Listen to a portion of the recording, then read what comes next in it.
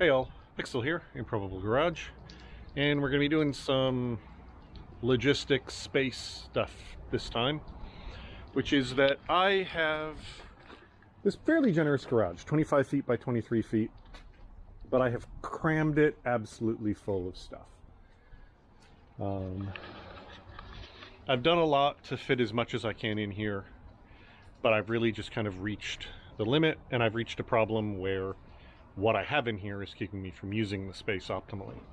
One of the big problems is this area here ends up as a bit of a dumping ground for large stuff like plywood and whatnot, and there's some bulky stuff in here, and these shelves, which were great for getting stuff out of the way and opening up this bay, now all of this limits how far over the car in this bay can be, but this car sits most of the time, and that makes that area smaller. And as a result, I don't have as much space as I would like to do stuff beyond work on, you know, one vehicle at a time in here. In addition, that area behind the car back there has my chop saw and some other tools and a bunch of like house related stuff that doesn't get used often, but it gets used often enough it's not worth putting it up in deep storage or anything.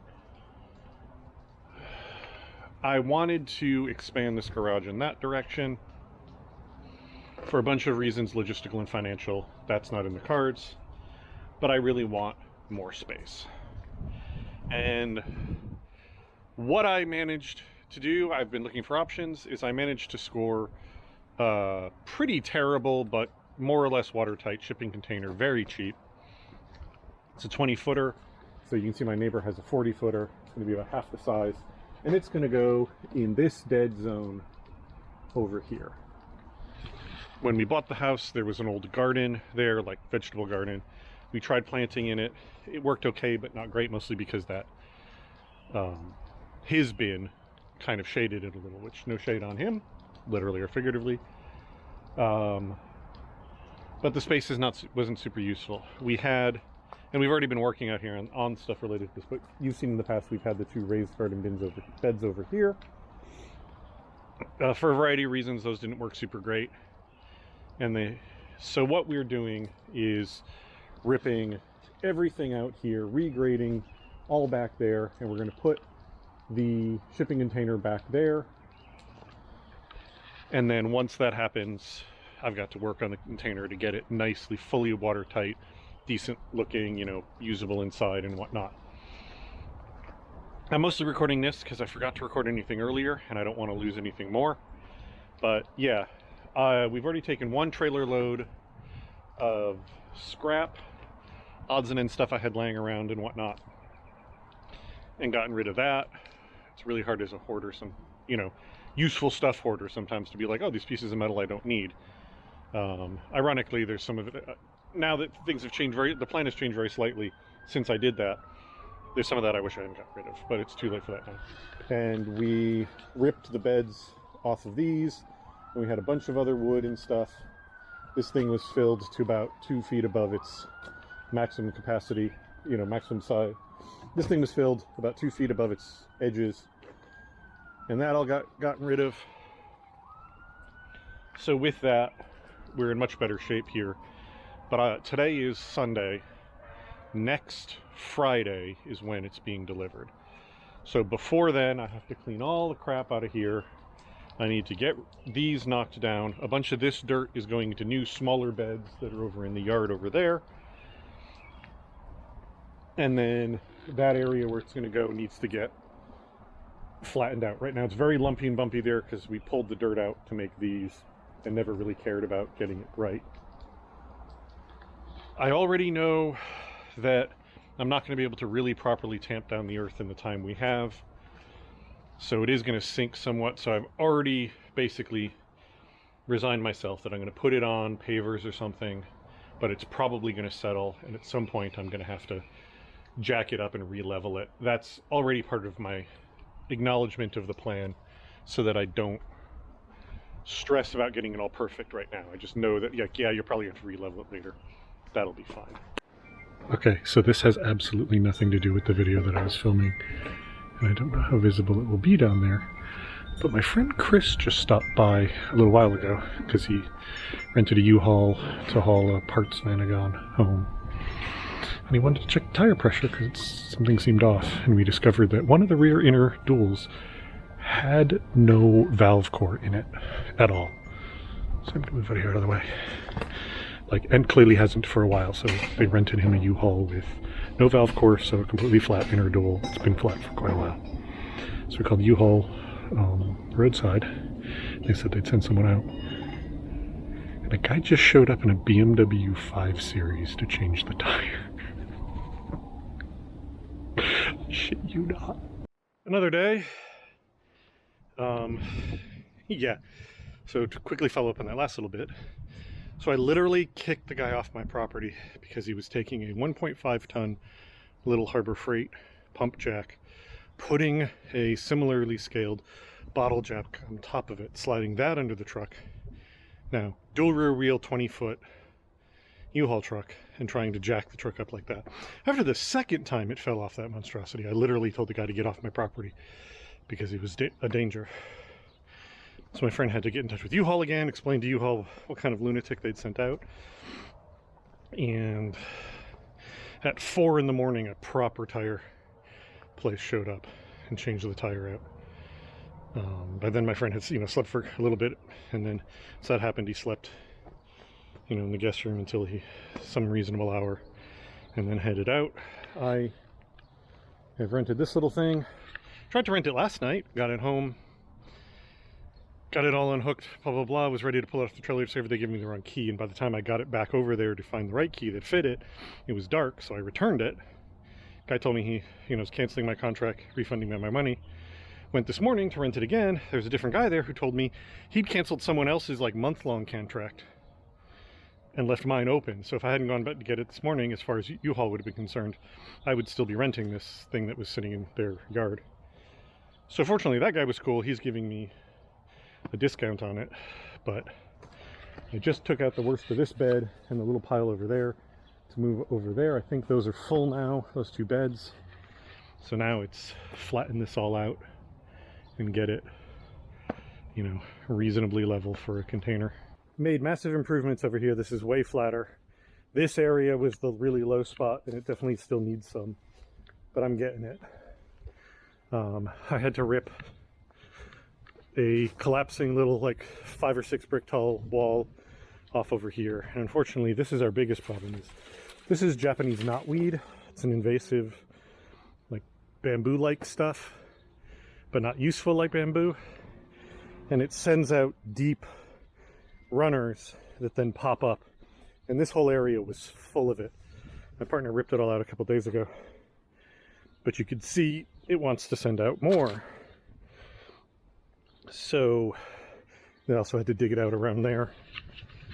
And if we don't do anything about it, it's just gonna make that entire area back there uninhabitable. Like you kind of see my neighbors having that happen.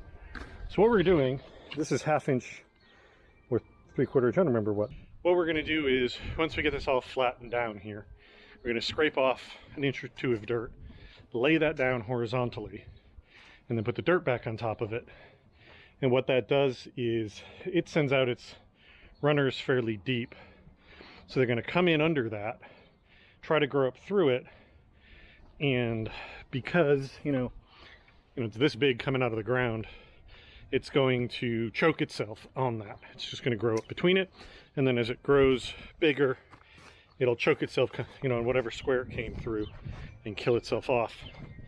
This is nice because it wastes a bunch of energy trying to grow up constantly there, which makes it have less energy to put out more rhizomes, or I keep saying rhizomes, more runners to expand further. The plan is basically the 5 feet back here from the fence to about where the container is going to be.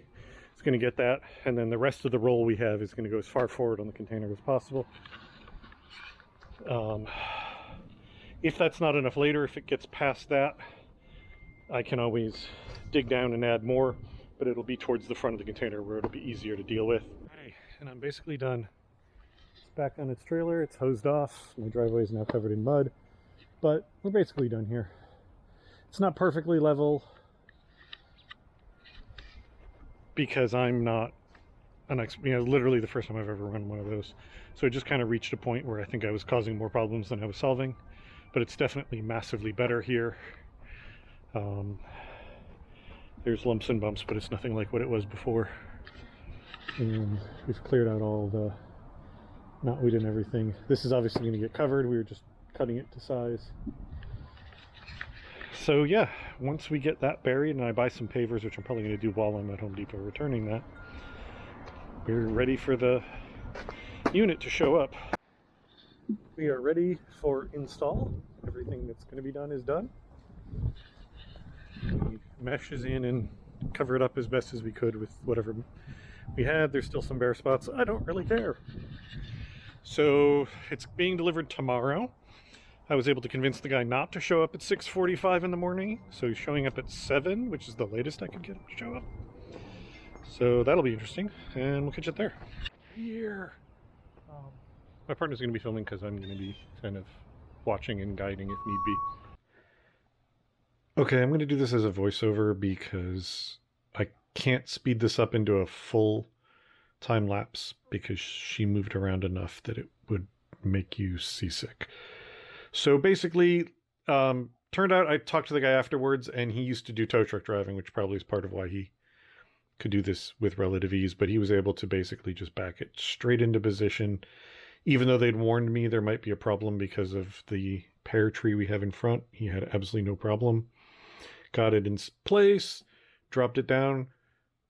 Something that I thought was really cool that didn't even occur to me is he dropped it halfway down, moved the bed out from under it, and then tipped it back up with it hanging off the bed. He clearly knows exactly where the balance point is. And that let him put the bare end onto the blocks. And then he pulled out. And then here he's hooking up a chain to get it basically off the end of the bed without like dropping it super hard. Even so, it did drop some and ended up, it cracked the paver nearer to the garage because that's sitting partially on the concrete at the time. So he ended up having to tweak it a little bit. You'll see in just a second. There it goes. It dropped, and that's when it cracked the paver, as it kind of shifted as he dropped it. So he was able to just basically rechain it to the bed, and then by where he hooked it up to the bed and where he hooked it up to the box, when he lifted it back up again, it just shifted the whole thing over to where it needed to be. And then he rechained it to the other side, lifted up that side so that he could swap out for a good paver. I'd bought 6 pavers on the assumption that I was going to probably either have to level it or break some or whatever. There he goes. He swapped it over and he's got it back in the right position. Right after that, we were discussing how the ground was really unlevel, so it was really off alignment. So again, using the bed, and this I thought was really clever. He's actually got the corner of the bed tucked inside where the door is, where it kind of juts in a little bit, so that when he chains it up and lifts it, it can't slide to the right relative to how you're seeing it, which is the way it really wants to slide, because it's being held against the edge of the bed, which meant I could safely get in there and swap and add a second block because the box couldn't slide toward me, even though it really wanted to, because of how unlevel it and the truck was.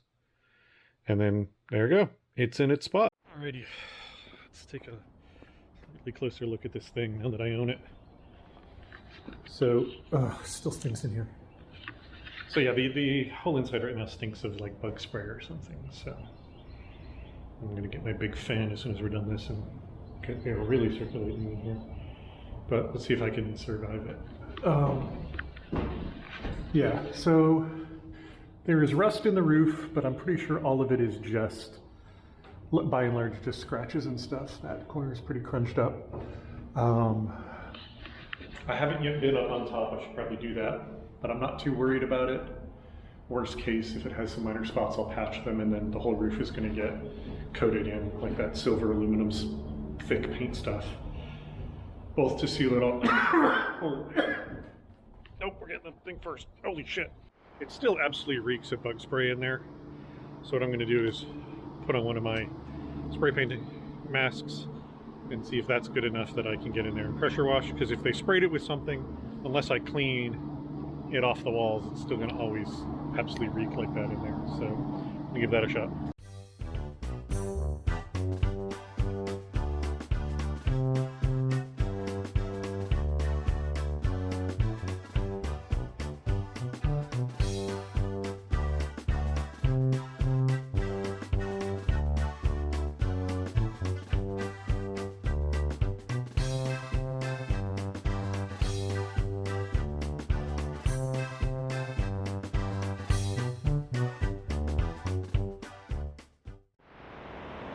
So that worked, but I'm a disaster. Still stinks in here, but it's definitely far better. Just to be clear, it is not a mold smell, it is a chemical smell. But, gotta hate, even with the mask on, I crap a little bit. Just to be really clear, like, this isn't a black mold smell, this is a very chemical smell. It's possible that it's soaked into the floor to some extent, whatever it is. But it didn't smell like this when I looked at it, and it had been up on a slate. They had to go pull it out of the stack. They had to like 6 years again. So this is probably something you would spray again. That container had clearly been shut up for at least a minimum of a day or two before I looked at it, and it didn't smell this bad. So hopefully this will resolve it for this. Hopefully you can hear me over the fan because I got the fan going. A lot of the ceiling paint came down, which was fine. I'm probably going to come in here again if this looks like it's still flaking, I'll come into the tighter thing with the pressure wash and run it again. The walls looked clean before, but a lot of black came off, so I'm glad I'm doing this. The floor, same thing. And it's still, every time I spray it, I'm still coming up with more stuff. So it needs more.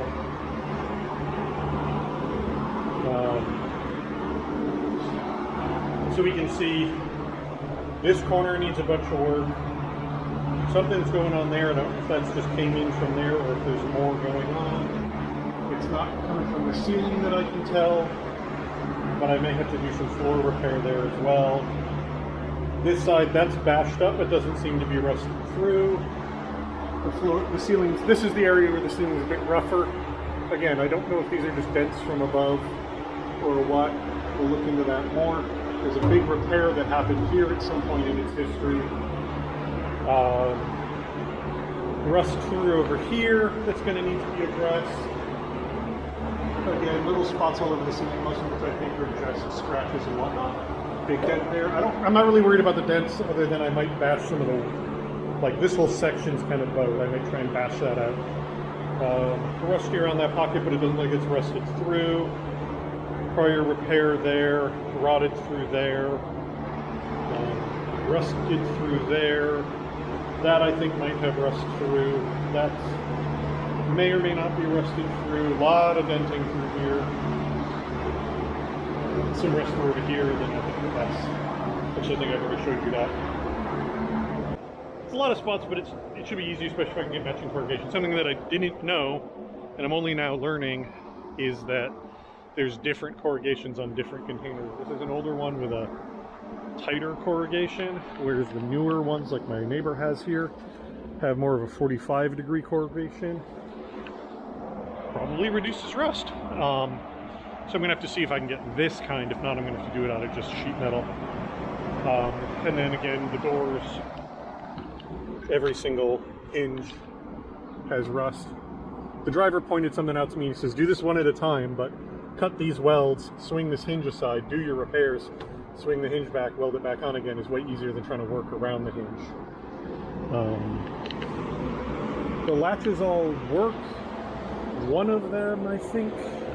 Yeah, the bottom here is missing its bottom clawfoot. I've got some ideas to get rid of these just because they're awkward and loud. I think I'm going to try and see if I can figure out a way to mount a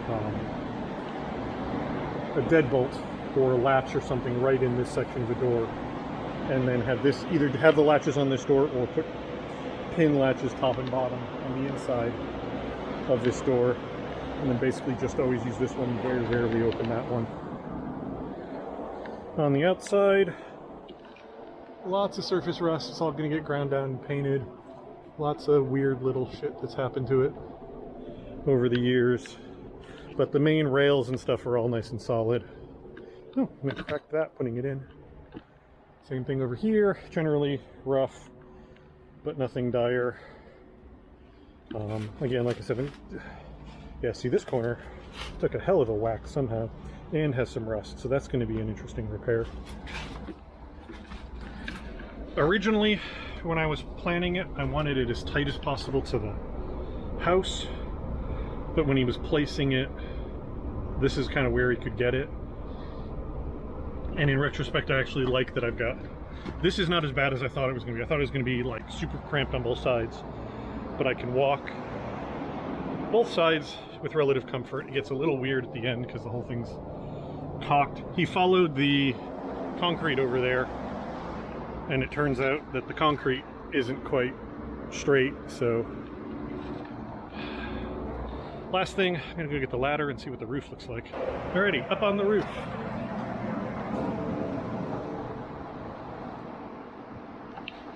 Got a little bit of mold going on up here. But not mold, it's lichen, but I'm liking what I'm seeing by and large.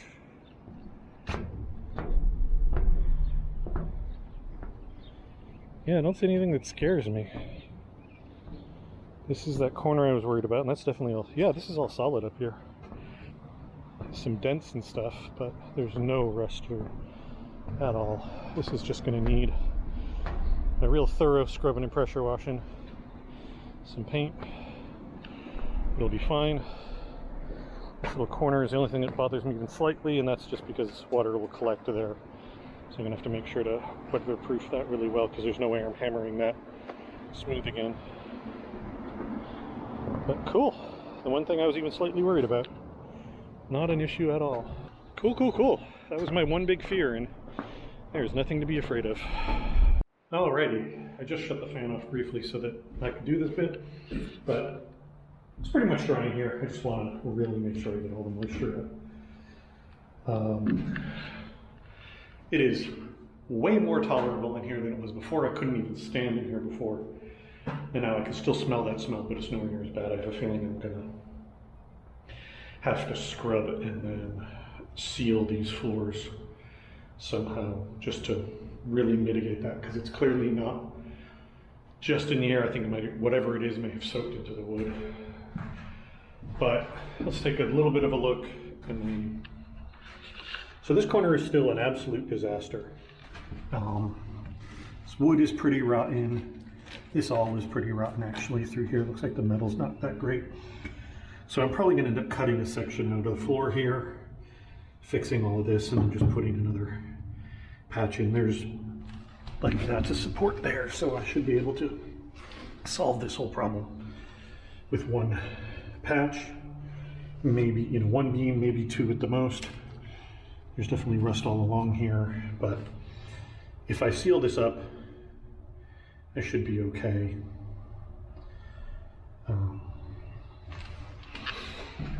Over here, this corner, I've got a little bit of the same thing happening, but nowhere near as far along. So with a little bit of work, I should be able to stop that dead in its tracks. Over here, we're gonna need some work. They've patched it here before, and it's already rusting again. I got some pinholes there, some pinholes here, that there. So that's gonna need a patch, but the floor looks pretty okay. Like, it's not great. No. It's definitely humped up, but we'll see. Maybe I'll need to fix it, maybe I won't. That one's a little rusty, but fine. It's another repaired area. It wasn't done super great. A little bit of pinholing. Got a hole there, holes here, a big hole there, and a lot of core damage. So that's going to need fixed, and then probably a strip of floor. This whole section of floor ain't super great, but it still seems to be solid. Like in here, the edges are a little more questionable. Yeah, no, that's actually rotten. I can feel get my finger through all the way over there. Another bit of repair here, bit of repair through here. That's a little rough. And then this is the last major area, same deal. Some pinholing, some rust through there. So I have a friend who modifies these into, like, if you want one to be a coffee shop or an office, or, you know, put a garage door on the front, that's the kind of stuff they do. They have a lot of offcuts as a result. They're pretty sure they have some strips of this style of corrugation that they can get me. So that should be pretty easy to patch all that up.